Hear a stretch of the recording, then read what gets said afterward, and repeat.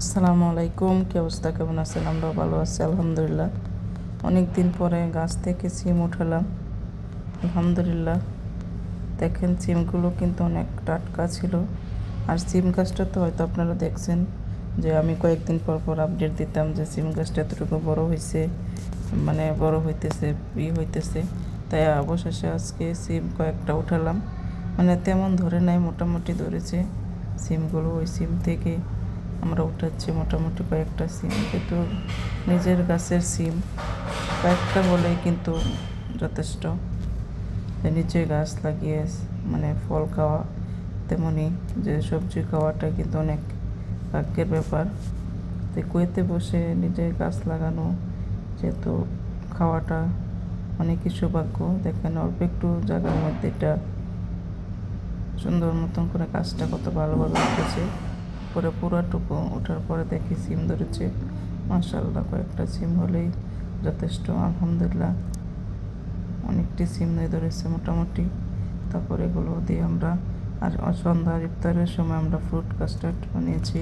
Fruit custard আমরা সবাই মিলে, আমাদের বাসার পাশে ভাবি আছে দুইটা, ওই ভাবিদের সাথে ফ্যামিলি সবাই মিলে একসাথে বসে ইফতারি করি প্রতিদিন।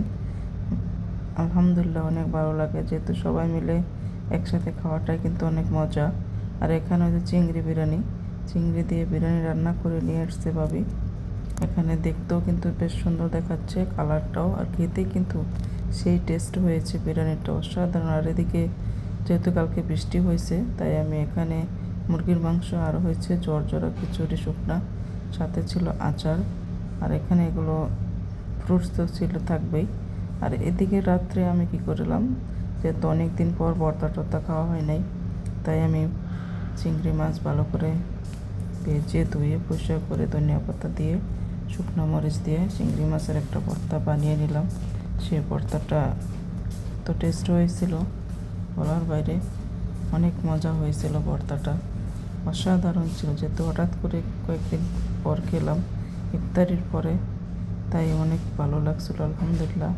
আর রাত্রে সবাইকে রাতে শুভেচ্ছা জানাই, যেহেতু রাতে রাতে আর এদিকে এখানে তো মসজিদের মেয়েরাও নামাজ পড়ে, যেহেতু মেয়েদের এক সাইড সুন্দর করে দেওয়া, এখানে সুবিধা আছে।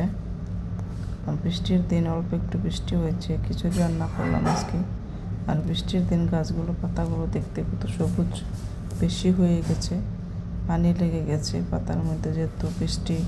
এবার তো আলহামদুলিল্লাহ রোজাগুলো অনেক ভালোভাবে কেটেছে। আর আমাদের কাছে সিমগুলো দেখেন কতগুলো হয়েছে আলহামদুলিল্লাহ। আর এদিকে ভর্তা সেই টেস্ট হয়েছে, ভর্তাগুলো সাধারণ হয়েছে এক কথা। আর আমরা ইফতারির জন্য প্রতিদিনই কিছু না কিছু রেডি করি। দেখেন সালাদ আছে, এখানে সবজি আছে, আর এখানে ছিল বিরিয়ানি। তাই রান্নার জন্য প্রস্তুতি নিচ্ছি। সবাই ভালো থাকবেন, আল্লাহ হাফেজ।